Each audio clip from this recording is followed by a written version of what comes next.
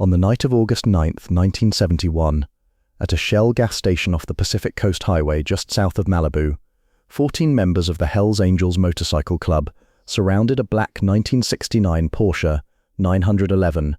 The engine was still running.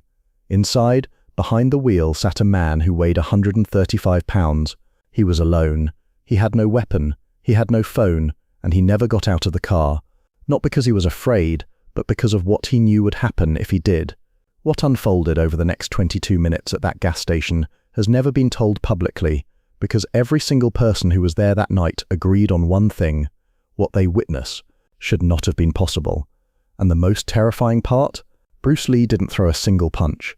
To understand what happened at that gas station, you need to understand what August of 1971 meant for Bruce Lee. He was 30 years old. He had just returned from Hong Kong, where he had filmed The Big Boss, the movie that would make him the biggest star in Asia practically overnight. But he didn't know that yet. The film hadn't been released. At that point in time, Bruce Lee was still, in the eyes of most Americans, a failed television actor. The guy who played Kato on The Green Hornet, a show that had been cancelled after one season. A sidekick, a footnote. Hollywood had rejected him, not once, not twice, repeatedly and systematically. The role he had created, the concept he had pitched, developed and poured his soul into, had been handed to David Carradine for Kung Fu. A white actor playing an Asian role, based on Bruce Lee's own idea. The humiliation was total.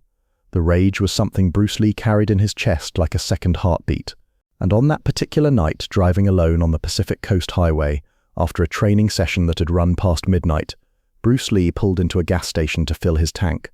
He was wearing a plain white t-shirt and dark slacks. No jewelry, no identification visible, just a small Chinese man in an expensive car. He didn't notice the motorcycles until they were already around him.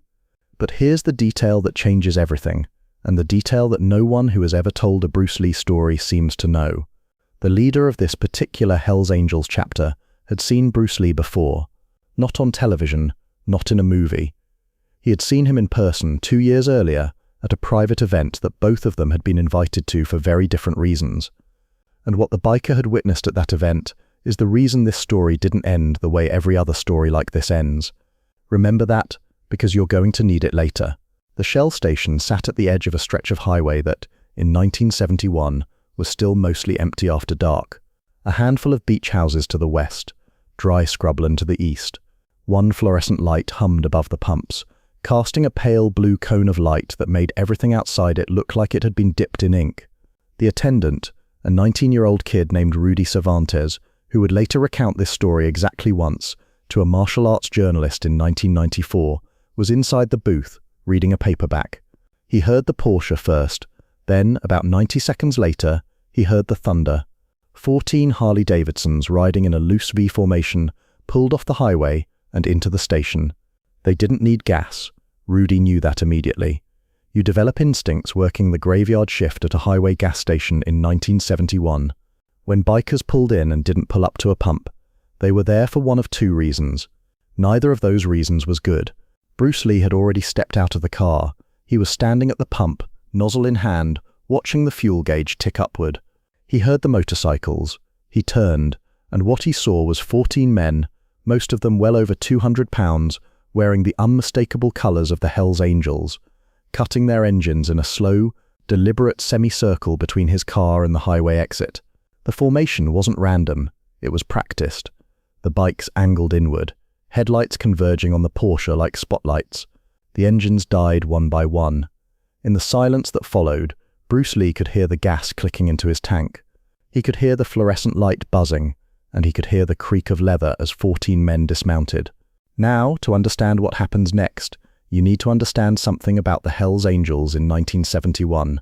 This was not the sanitized, merchandise-selling brand that exists today. In 1971, the Hells Angels were at the peak of their notoriety and their violence. The Altamont concert disaster, where a Hells Angel had stabbed a man to death in front of 300,000 people while the Rolling Stones played, had happened less than 2 years earlier. Federal investigations were underway. Multiple chapters were under RICO surveillance.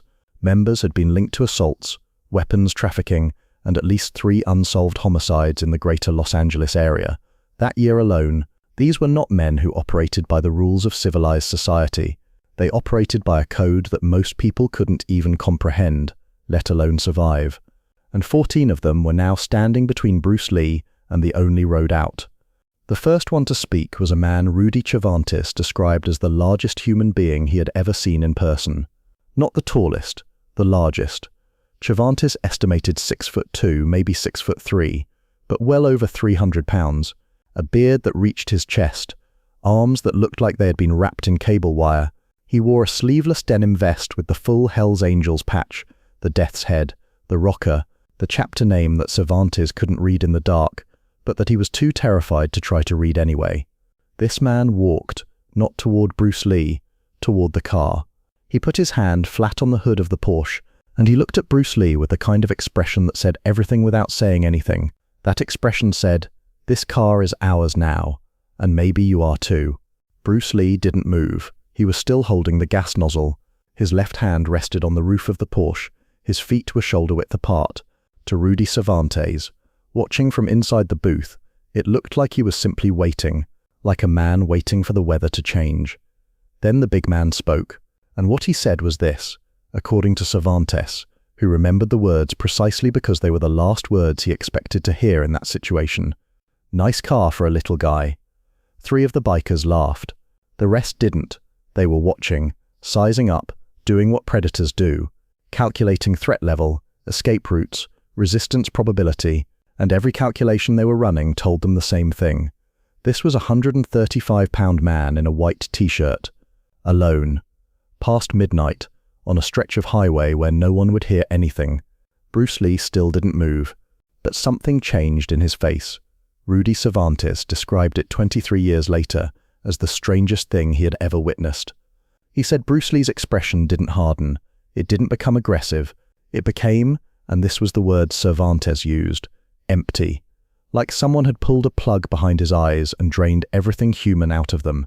What was left was something Cervantes said he had no word for, something that made the hair on the back of his neck stand up even though he was inside a locked booth 30 feet away.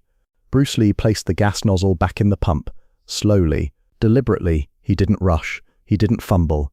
Every motion was measured, precise, and completely calm. Then he did something that none of the 14 men expected. He got back in the car.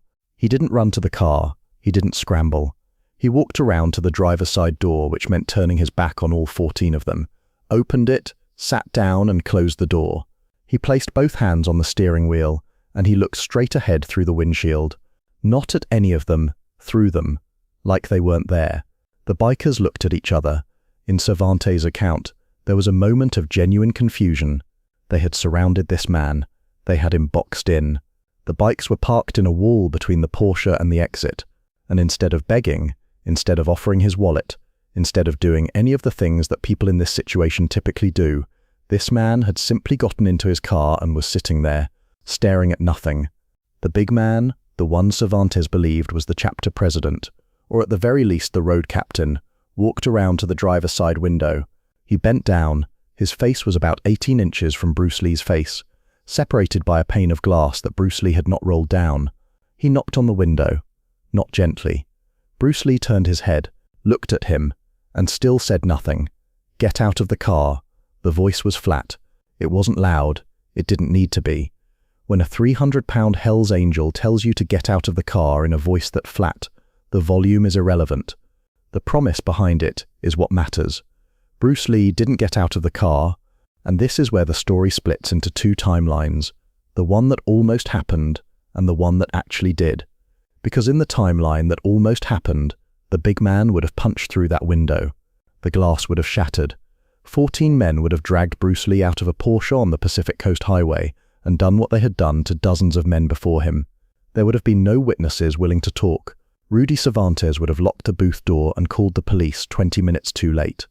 And the world would never have seen Enter the Dragon, would never have seen The Way of the Dragon, would never have seen the most iconic martial artist in human history complete his work. That timeline existed. It was seconds away from becoming real. But it didn't become real because of what happened 2 years earlier, because of what the big man had seen. In the fall of 1969, a private party was held at a house in the Hollywood Hills. It was the kind of party that Los Angeles produced with unsettling regularity in that era, a collision of worlds that had no business colliding. Actors, musicians, producers, and because this was Los Angeles in 1969, and because certain people provided certain services to certain industries, members of outlaw motorcycle clubs, the Hells Angels had a complex symbiotic relationship with the entertainment industry in that era. They provided security, they provided other things, and in exchange they were allowed to exist on the periphery of a world that would have otherwise been closed to them. Bruce Lee was at that party, not as a guest of honor, not as a celebrity. He was there because a stuntman he had been training invited him. At that point, Bruce Lee was teaching private lessons to anyone in Hollywood who would pay actors, directors, stunt coordinators. He was hustling, surviving, trying to keep his dream alive in a town that had already told him his dream was impossible. The party was at a house with a large open terrace overlooking the canyon. There were maybe 40, 50 people. Music, drinks, the usual combustible mixture of egos and intoxicants that made Hollywood parties in 1969 either legendary or lethal. At some point in the evening, a conversation started on the terrace about fighting. Real fighting, not movie fighting. Someone and the accounts vary on who brought up the question that always came up when Bruce Lee was in a room with men who considered themselves dangerous. Could he really do it? Could this small, pretty, precise man actually fight? Or was it all choreography and camera angles? Bruce Lee, according to 2 independent accounts of this evening, said nothing. He rarely engaged with this kind of provocation at parties. He had learned that words never settled it. Words only made it worse. So he stood near the railing, drinking water. He almost never drank alcohol and let the conversation swirl around him. But one of the men on that terrace was a Hells Angel. A big one. Not the same man who would later stand at the gas station. A different member of the same chapter. And this man, fueled by whatever he had been consuming that evening, decided to settle the question personally.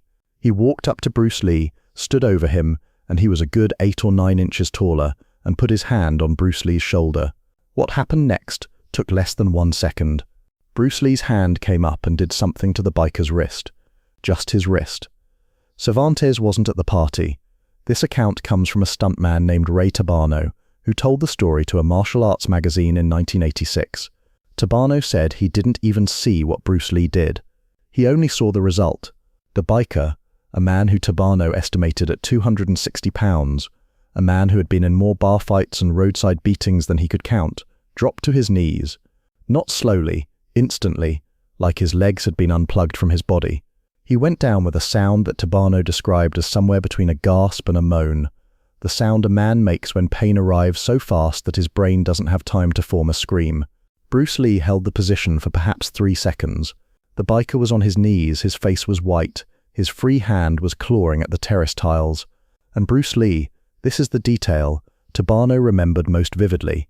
Bruce Lee's expression hadn't changed at all. He looked exactly the same as he had 5 seconds earlier, when he was standing at the railing drinking water. Calm, pleasant, almost serene, as if the act of dropping a 260-pound man to his knees required the same emotional effort as turning a page in a book.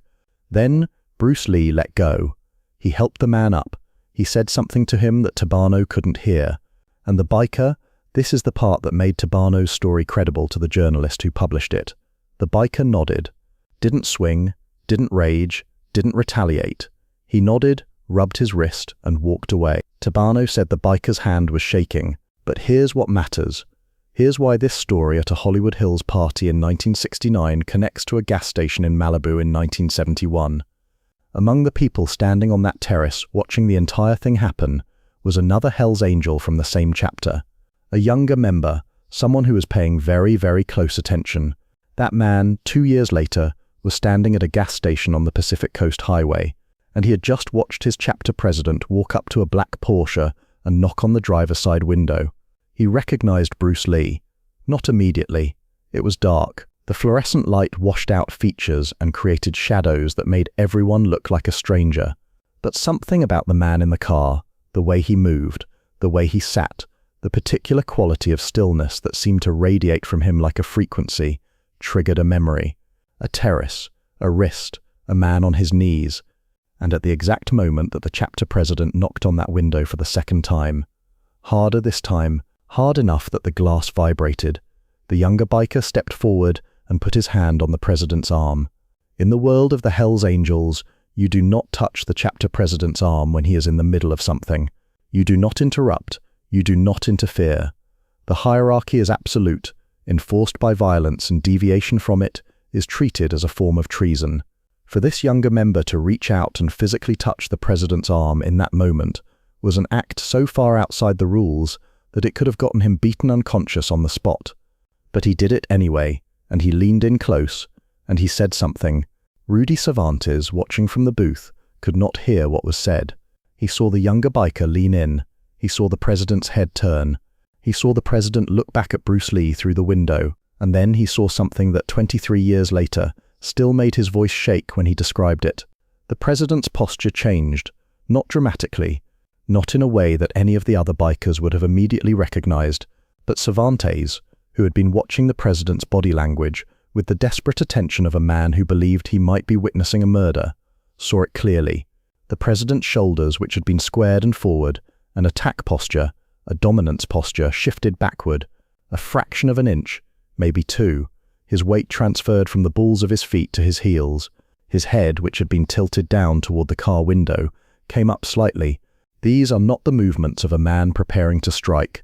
These are the movements of a man recalculating. Cervantes said the president stared at Bruce Lee through the window for what felt like a full minute, but was probably 10 seconds. Bruce Lee stared back. Neither of them moved, and in that silence, in that 10-second eternity, something was communicated between those two men that required no words. It was the oldest language in the world, the language that every predator and every prey animal has spoken since the first creatures crawled out of the ocean and learned to eat each other. It was the language of recognition. The president recognized what was sitting in that car, not who, what. And here's what most people will never understand about this moment. Most people, when they hear this story, assume that the president backed down because he was afraid of losing a fight. That Bruce Lee's reputation, whether from the Hollywood party or from television, made the president calculate that fighting this man wasn't worth the risk. But that interpretation misses the point entirely, and it misses it because most people have never stood in front of someone who is genuinely, fundamentally dangerous. Not tough, not aggressive, not skilled. Dangerous in the way that a natural disaster is dangerous. Dangerous in the way that something is dangerous when it exists beyond the rules you've built your entire understanding of the world around. The Hells Angels were not afraid of skilled fighters. They had fought skilled fighters. They had fought boxers, wrestlers, martial artists, soldiers, and ex-convicts. They fought with weapons, with numbers, with savagery that most people cannot even imagine. Skill did not frighten them. What frightened them, and there were very, very few things that did, was the presence of something they could not categorize, something that did not follow the patterns they had spent their entire lives learning to read. Every predator reads body language. It's how they survive. They read fear, they read aggression, they read submission and resistance and bluff. The Hells Angels were master readers of human body language. They could walk into a bar and tell you within 4 seconds who would fight, who would run, and who would freeze. They had been doing it since they were teenagers. It was their primary survival skill, and Bruce Lee's body language said none of those things. He wasn't afraid, they could see that, but he also wasn't aggressive. He wasn't posturing, he wasn't puffing up or coiling or doing any of the things that a man does when he is preparing to defend himself. He was just sitting there, still, present, looking at them with those empty, drained eyes that Cervantes had described. And in that stillness, the president's pattern reading, the skill he had relied on his entire life, returned nothing. It was like trying to read a page that was blank, not empty. Blank, like the information was there but written in a language his brain had never encountered. That is what actually happened at the gas station. It wasn't about reputation. It wasn't about fear of a fight. It was about a man who had trained his mind and body to such an extreme state of readiness that the readiness itself became invisible. Bruce Lee wasn't broadcasting threat because he didn't need to. A loaded weapon doesn't need to make noise. It just needs to be loaded. And every instinct the president had, every animal instinct, every street instinct, every survival instinct, was screaming the same message. What is sitting in that car is loaded. The president straightened up. He turned and looked at the younger biker who had touched his arm. Some kind of communication passed between them. A nod, a look, something Cervantes couldn't decipher. Then the president looked back at Bruce Lee one more time, and he spoke. This time his voice was different. Not friendly, not apologetic. Hell's Angels do not apologize, but different. Flatter, stripped of the menace that had been in it before. Like a man who has decided to walk around an obstacle rather than through it, not out of weakness, but out of an intelligence that most people mistake for weakness. "Nice car," he said. Just that, the same words he had opened with. Nice car for a little guy, but this time, the second half of the sentence was gone. He didn't say for a little guy, he just said, nice car. And the difference between those two sentences contained everything. Bruce Lee looked at him, and according to Cervantes, who could see Bruce Lee's face clearly because the overhead light was now shining directly into the car, Bruce Lee did something that Cervantes said he would never forget, as long as he lived. He nodded. Once, slowly. Not a submissive nod, not a grateful nod, a nod of acknowledgement, the way one professional acknowledges another across a vast distance of experience and understanding. It was the nod of a man saying, "You made the right decision, and we both know why." The president held Bruce Lee's gaze for one more second. Then he turned, walked back to his motorcycle, and swung his leg over the seat. He kicked the engine to life, and one by one, like a row of dominoes falling in reverse, the other 13 bikes roared to life behind him. The headlights swung away from the Porsche, the formation reassembled, and 14 Hell's Angels rode out of that gas station and back onto the Pacific Coast Highway, the sound of their engines dissolving into the darkness until there was nothing left but the hum of the fluorescent light and the distant crash of waves on the beach below. Bruce Lee sat in the car for another 3 minutes. Cervantes timed it. He was watching the clock on the booth wall because his hands were shaking too badly to do anything else. 3 minutes. Bruce Lee didn't move, didn't start the engine, didn't adjust the mirror. He sat perfectly still with his hands on the steering wheel, staring out the windshield at the empty space where 14 motorcycles had been. Then he started the car, pulled out of the station, and drove south. He didn't pay for the gas. Cervantes didn't chase him. Cervantes didn't do anything for the next 20 minutes except sit in the booth and try to stop his hands from shaking. Now, here's where this story takes its final turn. The turn that transforms it from a remarkable anecdote into something that reveals the deepest truth about who Bruce Lee actually was. In the weeks following that night, Bruce Lee told exactly 2 people about the gas station encounter. The first was his wife Linda. The second was Dan Inosanto, his closest student, his training partner, and the man Bruce Lee trusted more than anyone else in the martial arts world. Linda Lee's account, shared in fragments over the years through interviews and her own writings, revealed that Bruce Lee came home that night and was quieter than usual. She knew something had happened. She knew because Bruce Lee's quietness had textures. There was his meditative quiet, his focused quiet, his creative quiet, and then there was this other kind, the kind that meant something had brushed against the edge of his mortality, and he was processing it, not as a fear but as information. He told her what happened, calmly, almost clinically. 14 men, gas station, the semicircle, the window, the words, and then he told her the part that she later said disturbed her more than the danger itself. He told her that he had calculated, in the first 4 seconds of seeing those 14 men dismount, every possible outcome of every possible action he could take, getting out of the car and fighting, staying in the car, driving through the bike formation, trying to talk, trying to run on foot into the scrubland. He calculated all of it, not in an abstract way, in a precise, mechanical, almost computational way that he described to Linda, the way a chess grandmaster describes seeing 20 moves ahead. He knew which 3 men he would need to disable first to create an exit route. He knew the angle at which he would need to strike the nearest man to use the body as a barrier against the others. He knew that the Porsche's door could be used as both a shield and a striking weapon if opened at the correct speed and angle. He had mapped all of it, in 4 seconds, and then he had decided not to use any of it. Not because the calculations told him he would lose. He told Linda, and this is the part that made her go quiet when she repeated it, that he believed he could have disabled at least 6 of them before the remaining 8 could coordinate a response. He told her the number. 6. Not several. Not some. 6. He knew exactly which 6, in what order, with what techniques, in how many seconds. He had already fought the entire encounter in his mind before the first biker opened his mouth. But he chose not to, and the reason he chose not to is the reason this story matters more than any other Bruce Lee story that has ever been told. He told Linda that if he had gotten out of that car and fought 14 Hell's Angels, one of two things would have happened. Either he would have been overwhelmed. Even Bruce Lee understood the mathematics of 14 to 1, understood that 6 was not 14, understood that the 8 remaining men would not stand still and watch, and he would have been seriously injured or killed, or he would have succeeded beyond what even his own calculations predicted, and he would have seriously injured or killed several of them. And Bruce Lee told his wife that neither of those outcomes was acceptable, not because of the physical consequences, because of what they would do to his mind. He said, and Linda later paraphrased this to Dan Inosanto, who confirmed it in a private seminar in the late 1990s. He said that the martial artist who uses his art to survive a situation he could have avoided is not a martial artist at all. He is a man looking for an excuse. Bruce Lee said that every instinct in his body, every fiber of his training, had been screaming at him to get out of that car and show those 14 men what 30 years of discipline and 10,000 hours of training had built. Every cell wanted to fight.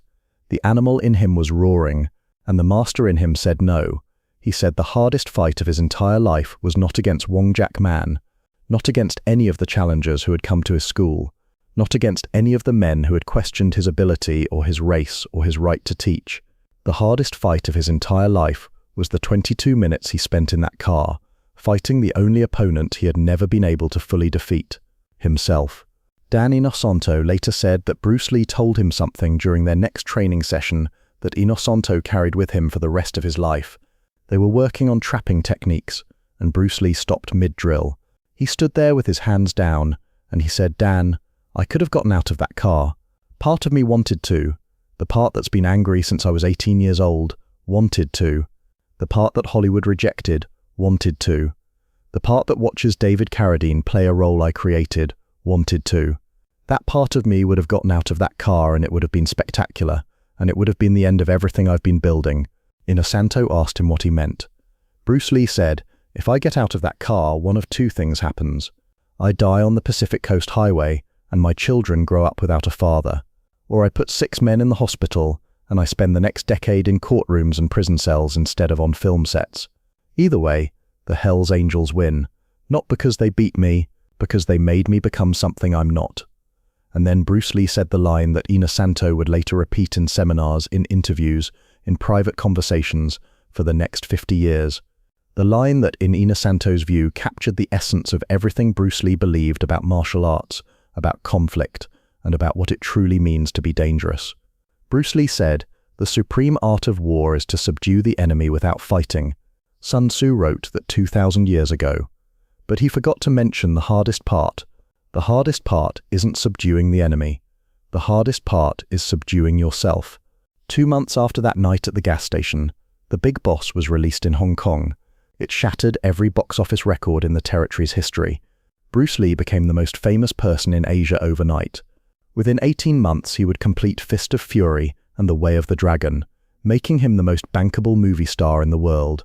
Within 2 years, he would film Enter the Dragon, the movie that would cement his legend permanently into the foundation of global popular culture. None of that would have happened if he had gotten out of the car.